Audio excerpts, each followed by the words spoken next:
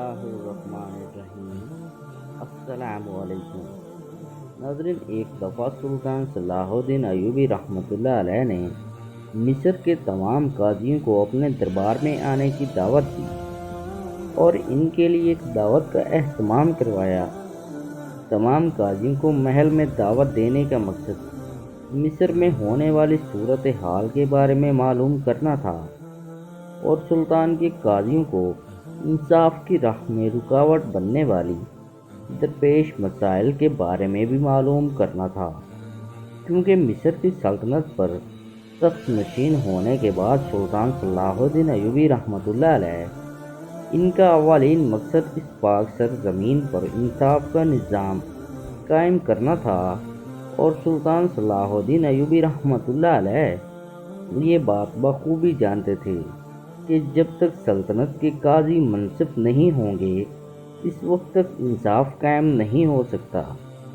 سلطان صلاح الدین ایوبی رحمۃ اللہ علیہ کے سامنے قاضی اپنی نشست پر تشریف فرما تھے اور سلطان صلاح الدین ایوبی رحمۃ اللہ علیہ تمام قاضیوں سے باری باری حالات و واقعات کے بارے میں پوچھ رہے تھے۔ اتنے میں سلطان صلاح الدین ایوبی رحمۃ اللہ علیہ کی نظر قاضی ابن جاوش پر پڑی۔ سلطان صلاح الدین ایوبی رحمۃ اللہ علیہ قاضی ابن جاوش کو اچھی طرح جانتے تھے، اور وہ قاضی ابن جاوش نامی گرامی قاضی تھا۔ اس کے بارے میں مشہور تھا کہ اس قاضی کو کوئی بھی انسان متاثر نہیں کر سکتا تھا۔ سلطان صلاح الدین ایوبی رحمۃ اللہ علیہ قاضی ابن جاوش سے مخاطب ہوئے اور کہنے لگے، قاضی صاحب، میں نے آپ کے بارے میں سنا ہے کہ چاہے جتنی بھی بڑی شخصیت ہو وہ آپ کو متاثر نہیں کر سکتی، حتیٰ کہ وقت کا سلطان جس کے نام کے لوگ گیت گاتے ہیں میں بھی آپ کو متاثر نہیں کر سکتا۔ یہ سن کر اس نے کہا، سلطان معظم، ایسی بات نہیں ہے، مجھے زندگی میں دو شخصیات نے بہت متاثر کیا اور ان کو میں مرتے دم تک نہیں بھول سکتا۔ سلطان صلاح الدین ایوبی رحمۃ اللہ علیہ نے کہا، قاضی صاحب، آپ کو وہ ایسی کون سی دو شخصیات ہیں جنہوں نے متاثر کیا؟ تو اس قاضی صاحب نے کہا، سب سے پہلا تو مجھے اس سلطنت کے سلطان صلاح الدین ایوبی رحمۃ اللہ علیہ نے متاثر کیا ہے۔ یہ سن کر سلطان صلاح الدین ایوبی رحمۃ اللہ علیہ مسکرانے لگے، اور پھر سلطان صلاح الدین ایوبی رحمۃ اللہ علیہ نے پوچھا، وہ دوسری کون سی شخصیت ہے جس نے تمہیں متاثر کر دیا؟ اس نے کہا، سلطان معظم، مجھے ایک ملازم نے متاثر کیا۔ یہ سن کر سلطان صلاح الدین ایوبی رحمۃ اللہ علیہ حیران ہو گئے کہ اتنے بڑے قاضی کو، جسے وقت کا سلطان بھی متاثر نہیں کر سکتا، اس کو ایک ملازم، ایک نوجوان نے کیسے متاثر کیا؟ سلطان صلاح الدین ایوبی رحمۃ اللہ علیہ نے فرمایا، قاضی صاحب، آپ کو اس نوجوان کی کس بات نے متاثر کیا؟ قاضی نے فرمایا، سلطان معظم، اس کے پیچھے بہت لمبی داستان ہے، اور یہ داستان سلطان معظم میں آپ کو تفصیل سے سناتا ہوں۔ سلطان معظم، چند سال پہلے میں اپنے آبائی گاؤں میں قاضی صاحب کے عہدے پر فائز تھا۔ اس گاؤں کے سارے مقدمات میں خود سنتا اور انصاف پر مبنی فیصلہ کرتا اور لوگوں کے درمیان انصاف کو قائم کرتا۔ سلطان معظم، اسی گاؤں میں ایک نوجوان رہتا تھا جو کہ دور دراز علاقے سے ہجرت کر کے ملازمت کے سلسلے میں آیا تھا۔ اس کے ساتھ اس کی ایک بوڑھی ماں، ایک نوجوان بہن تھی۔ وہ نوجوان بہت غریب تھا، اس کے پاس صرف ایک گدھا تھا۔ جب وہ اس گاؤں میں آیا تو اس کو کسی نے کوئی کام نہ دیا، حتیٰ کہ رہنے کے لیے کسی نے ایک زمین کا ٹکڑا نہ دیا، کیونکہ اس گاؤں والوں میں کسی کے پاس زمین کا ٹکڑا نہیں تھا جو اس کو رہنے کے لیے دے سکیں۔ مجھ سے اس نے بڑی منت سماجت کی اور میں اس کے ساتھ چل کر گاؤں کے سردار کے پاس گیا، اور گاؤں کے سردار نے اس کو بڑی مشکلوں سے اپنے پاس ملازمت پر رکھ لیا۔ سلطان معظم، گاؤں کا سردار بڑا ایماندار آدمی تھا اور اس نے اس نوجوان پر رحم کھایا اور اس کو وقت کے ساتھ ساتھ اپنا سب سے قریبی ملازم بنا لیا، حتیٰ کہ اس سردار نے اس کو رہنے کے لیے ایک گھر دے دیا اور ایک گھوڑا بھی دے دیا، اور اس کی بہن کا رشتہ اپنے بیٹے سے بھی کروا دیا اور اس کی ماں کے لیے ایک گھوڑا دے دیا۔ اس نے ایک اچھا سا شہر سے ایک حکیم بلوا کر اس کی ماں کے علاج کے لیے رکھ لیا۔ وہ نوجوان اس سردار کا بڑا شکر گزار تھا۔ اس نے بھی اپنے مالک کے ساتھ وفاداری میں کمی نہیں چھوڑی۔ سلطان معظم وقت گزرتا رہا اور لوگ ان دونوں کی محبت کو دیکھ کر بڑے حیران ہو جاتے کہ ایک انجان رشتے کے درمیان اتنی محبت کیسے ہو سکتی ہے۔ سلطان معظم وقت گزرنے کے ساتھ ساتھ ایک دفعہ گاؤں کے سردار کے ہاتھوں ایک بڑے کسان کا گدھا مارا گیا، کیونکہ اس بڑے آدمی کا گدھا گاؤں کے سردار کی فصلوں میں نقصان کر رہا تھا، اور سردار صاحب نے غصے میں آ کر اس گدھے کو ڈنڈا دے مارا اور اس کے سر میں جا لگا اور گدھا وہیں پر ڈھیر ہو گیا۔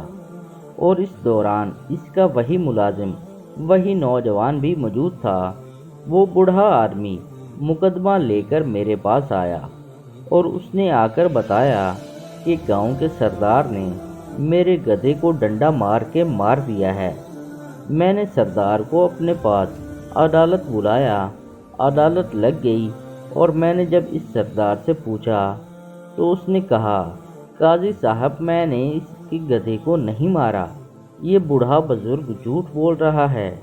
اگر سردار چاہتا تو اس بوڑھے بزرگ کو ایک گدھے کے بدلے میں گھوڑا دے سکتا تھا، لیکن وہ سردار اپنی بدنامی کی وجہ سے جھوٹ بول رہا تھا کہ میں نے گدھے کو نہیں مارا۔ اتنے میں اس بوڑھے بزرگ نے کہا، قاضی صاحب یہ نوجوان بھی اس وقت وہاں پر موجود تھا جو کہ اس کا ملازم ہے، اور اس نے اس کے سامنے اس کے گدھے کو ڈنڈے سے مار دیا۔ سلطان معظم، جب میں نے اس نوجوان سے پوچھا کہ کیا تم اس کی بات کی گواہی دے سکتے ہو کہ تمہارے سردار نے تمہارے سامنے گدھے کو مار ڈالا، سلطان معظم تمام گاؤں والے یہ توقع کر رہے تھے کہ وہ نوجوان کبھی بھی اپنے سردار کے خلاف ایک لفظ نہیں بولے گا۔ حتیٰ کہ گاؤں کے لوگ یہ سمجھتے تھے کہ اگر گاؤں کا سردار کسی آدمی کو بھی قتل کر دیتا تو وہ نوجوان اپنے سر پر جرم کو قبول کر لیتا، لیکن اپنے سردار پر آنچ بھی نہیں آنے دیتا، کیونکہ اس سردار نے اس پر بہت احسانات کیے ہوئے تھے۔ لیکن یہاں بات تھی انصاف کی، یہاں بات تھی حق کی، اور جب اس نوجوان نے جواب دیا تو اس کے جواب نے تمام گاؤں والوں کو، حتیٰ کہ سردار کو بھی حیران کر دیا۔ اس نے کہا، قاضی صاحب بے شک یہ بوڑھا بزرگ سچ بول رہا ہے، میرے سامنے ہی میرے سردار نے اس بوڑھے بزرگ کے گدھے کو میری آنکھوں کے سامنے مار دیا۔ سلطان معظم، وہ نوجوان جانتا تھا کہ میری اس گواہی کے بعد میری ملازمت میرے ہاتھوں سے چلی جائے گی، میری عیش و عشرت کی زندگی چلی جائے گی، میری بہن کی منگنی جو کہ سردار کے بیٹے سے ہو چکی ہے وہ بھی ختم ہو جائے گی، اور میری ماں کے علاج کرنے کے لیے جو سردار نے حکیم کو مقرر کیا وہ بھی چلا جائے گا، اور حتیٰ کہ میرے پاس آخری واحد سہارا میری ملازمت بھی چلی جائے گی، اور میں آسمان سے زمین پر آ جاؤں گا۔ لیکن اس نوجوان نے حق و انصاف کے سامنے جھوٹ بولنے سے بہتر سچ بولنا بہتر سمجھا، اور جب اس بات کی گواہی اس نوجوان نے دی، سلطان معظم، جب یہ سارا منظر میں نے دیکھا تو میں تھوڑی دیر کے لیے خود بھی سکتے میں آ گیا کہ جس آدمی نے اس نوجوان پر اتنے احسانات کیے، اس کو زمین سے لے کر آسمان تک لے گیا، اس کی دنیا ہی بدل کر رکھ دی، لیکن جب بات آئی انصاف کی، جب بات آئی حق کی، تو اس نوجوان نے ایک لمحے کے لیے بھی اپنے مالک کی طرف مڑ کر نہ دیکھا۔ سلطان معظم، اس نوجوان کی دلیری اور بہادری اور ایمانداری نے مجھے بہت متاثر کیا اور آج تک میں اس نوجوان کو نہیں بھول پایا۔ سلطان معظم، مجھے اس گاؤں سے آئے ہوئے 10 سال گزر چکے ہیں، لیکن میں ابھی تک اس کو نہیں بھول پایا۔ یہ سن کر سلطان معظم بھی حیران ہو گئے کہ اس طرح کے نوجوان کو ضرور داد ملنی چاہیے۔ اس کے بعد سلطان معظم تھوڑی دیر سوچ میں پڑ گئے اور تمام قاضی سلطان کو حیرانی سے دیکھ رہے تھے کہ سلطان معظم کیا سوچ رہے ہیں۔ تھوڑی دیر سوچنے کے بعد سلطان قاضی سے مخاطب ہوئے اور فرمایا، قاضی صاحب، آپ کیا بتا سکتے ہیں کہ وہ نوجوان اس وقت کہاں ملے گا؟ اس نے کہا، سلطان معظم، مجھے معلوم نہیں، کیونکہ اس کی گواہی کے بعد تمام گاؤں کی توقعات کے مطابق اس سردار نے اسے اپنے گاؤں سے نکال دیا تھا اور وہ نوجوان اپنے گدھے پر سوار ہو کر کہیں چلا گیا تھا۔ سلطان صلاح الدین ایوبی رحمۃ اللہ علیہ نے قاضی کو حکم دیا کہ ابھی اور اسی وقت تم میرے ساتھ چلو۔ سلطان صلاح الدین ایوبی رحمۃ اللہ علیہ اپنے گھوڑے پر سوار ہو کر اس گاؤں میں پہنچ گئے اور تحقیقات کرتے کرتے پتہ چلا کہ اس سردار کے نکالنے کے بعد اس نوجوان نے جا کر پہاڑی پر اپنی جھگی لگائی اور وہیں پر لکڑیاں کاٹ کر بازار میں بیچتا اور اپنی زندگی کا گزر بسر کرتا۔ جب سلطان صلاح الدین ایوبی رحمۃ اللہ علیہ پہاڑ کی چوٹی پر پہنچے تو معلوم ہوا کہ اس نے اپنی بہن کو مسلسل 5 سال کی کمائی کے بعد رخصت کر دیا اور اب اس کی بوڑھی ماں، جو کہ بالکل ضعیف ہو چکی تھی، اس کی خدمات کر رہا ہے اور اس قربانی میں اس نے اپنی شادی بھی نہیں کی۔ اس آدمی کو دیکھ کر سلطان صلاح الدین ایوبی بھی بڑے متاثر ہوئے اور اس کے بعد سلطان صلاح الدین ایوبی نے اس نوجوان کو کہا کہ تمہیں تیری ایمانداری، تیری دلیری اور تمہاری قربانی کے بدلے میں آج بہت بڑا انعام ملنے والا ہے۔ اس نے کہا، سلطان معظم، مجھے نہیں پتا کہ آپ کیا کہہ رہے ہیں۔ سلطان صلاح الدین ایوبی نے فرمایا، میں تمہارے بارے میں سب کچھ جان چکا ہوں اور آج کے بعد میں تمہیں اپنی سلطنت کا سب سے خاص وزیر بنا رہا ہوں۔ جب یہ بات اس نوجوان نے سنی تو وہ بڑا حیران ہو گیا اور اس کے بعد اس نے سلطان صلاح الدین ایوبی رحمۃ اللہ علیہ سے وزارت لینے سے انکار کر دیا۔ سلطان بھی خود حیران ہو گئے۔ پھر سلطان نے اس نوجوان سے وجہ پوچھی تو اس نے کہا، سلطان معظم، میں اپنی زندگی اچھے طریقے سے گزار رہا ہوں۔ اگر میں آپ کے پاس وزارت کے عہدے پر آ گیا تو سب سے پہلے مجھے اپنی ماں کو چھوڑنا ہوگا۔ میں ایسا کبھی نہیں کر سکتا۔ میں اپنی ماں کی خدمت کو سب سے پہلے ترجیح دیتا ہوں۔ سلطان صلاح الدین ایوبی نے کہا، تم میری پیشکش قبول کر لو، لہٰذا تم جو کہو گے تمہاری تمام شرائط کو پورا کیا جائے گا۔ تو پھر اس آدمی نے سلطان کے سامنے 2 شرائط رکھیں اور اس کی پہلی شرط یہ تھی کہ سلطان معظم، میں دوران کام کسی بھی وقت، کسی بھی لمحے، حتیٰ کہ جنگ میں بھی اگر میری ماں کو میری ضرورت پیش آئی تو میں جنگ کو چھوڑ کر اپنی ماں کے پاس چلا جاؤں گا۔ سلطان صلاح الدین ایوبی نے کہا، تمہاری یہ شرط مجھے منظور ہے۔ پھر اس نوجوان نے کہا، سلطان معظم، میں اپنے فرائض کو صبح کی نماز سے لے کر عشاء کی نماز تک انجام دوں گا۔ اس وقت تک میں آپ کا وزیر رہوں گا، آپ کا خادم رہوں گا، لیکن عشاء کے بعد میں ایک عام آدمی بن کر آپ کے محل سے چلا جاؤں گا اور اس بارے میں بھی آپ مجھ سے نہیں پوچھ سکیں گے کہ میں کہاں جاتا ہوں اور کیا کرتا ہوں۔ سلطان صلاح الدین ایوبی رحمۃ اللہ علیہ نے کہا، مجھے تیری دوسری شرط بھی منظور ہے۔ سلطان صلاح الدین نے اس نوجوان اور اس کی بوڑھی ماں کو لے کر اپنے محل لے آئے۔ وقت گزرتا رہا اور اس نوجوان نے اپنی عقل مندی اور ذہانت سے سارے درباریوں کو حیران کر دیا۔ جب وہ نوجوان وزیر سلطان صلاح الدین ایوبی کے ساتھ بیٹھ کر جنگی حکمت عملی تیار کرتا تو دشمن بھی چونک جاتے، لیکن سلطان صلاح الدین ایوبی حیران تھے کہ آخر یہ نوجوان نماز عشاء کے بعد کہاں جاتا ہے۔ لیکن وعدے کے مطابق سلطان صلاح الدین ایوبی کبھی یہ بات معلوم کرنے کی کوشش نہیں کی کہ آخر وہ نوجوان کہاں جاتا ہے۔ وقت گزرتا رہا اور چند ماہ کے بعد سلطان کو خبر ملی کہ وہ نوجوان تہجد کی نماز کے بعد اپنے بستر پر بیٹھ کر کچھ اوراق پر کچھ تحریر لکھتا ہے اور پھر اس تحریر کو ایک خاص صندوق میں ڈال کر بند کر دیتا ہے۔ لیکن وہ اس تحریر میں کیا لکھتا ہے، اس کے بارے میں کسی کو نہیں پتا۔ اگر ہم اس بات کو سادہ سے الفاظ میں لکھیں تو وہ نوجوان وزیر ہر روز نماز تہجد کے بعد اپنی ڈائری میں کچھ لکھتا اور اس کے بعد اس کو صندوق میں ڈال دیتا، اور اس نوجوان کے علاوہ اس ڈائری کو کوئی نہیں پڑھ سکتا تھا۔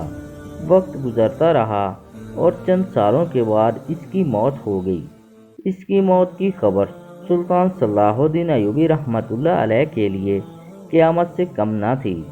وقت گزرتا رہا اور چند دنوں کے بعد سلطان صلاح الدین ایوبی رحمۃ اللہ علیہ کو خیال آیا کہ وہ نوجوان اب اس دنیا سے چلا گیا، لیکن آخر وہ نوجوان میرا خاص وزیر اپنی ڈائری میں اب تک کیا لکھتا تھا۔ سلطان صلاح الدین ایوبی نے سپاہیوں کو حکم دیا کہ ابھی اور اسی وقت جاؤ اور وہی صندوق لے کر آؤ جس میں اس نوجوان کی ڈائری پڑی ہوئی ہے۔ سپاہی گئے اور وہ صندوق اٹھا کر لے آئے، اور سلطان نے ایک زوردار تلوار تالے پر ماری، تالا کٹ گیا، اور جب سلطان نے وہ ڈائری نکال کر پڑھی تو سلطان کے پیروں تلے زمین نکل گئی، کیونکہ جب سلطان نے وہ ساری تحریریں پڑھی تو اس تحریر میں اس نوجوان نے اپنی زندگی کا ایک لمحہ بھی نہیں لکھا تھا، بلکہ اس نے اپنی تحریروں میں سلطان صلاح الدین ایوبی کی ان فتوحات کے بارے میں لکھا تھا جو ابھی تک سلطان صلاح الدین ایوبی نے حاصل کرنی تھی۔ حتیٰ کہ اس نوجوان نے اپنی ڈائری میں یہ بھی لکھا کہ کس وقت سلطان صلاح الدین ایوبی کون سا قلعہ فتح کریں گے اور کس وقت کون سی سرزمین پر قبضہ کریں گے۔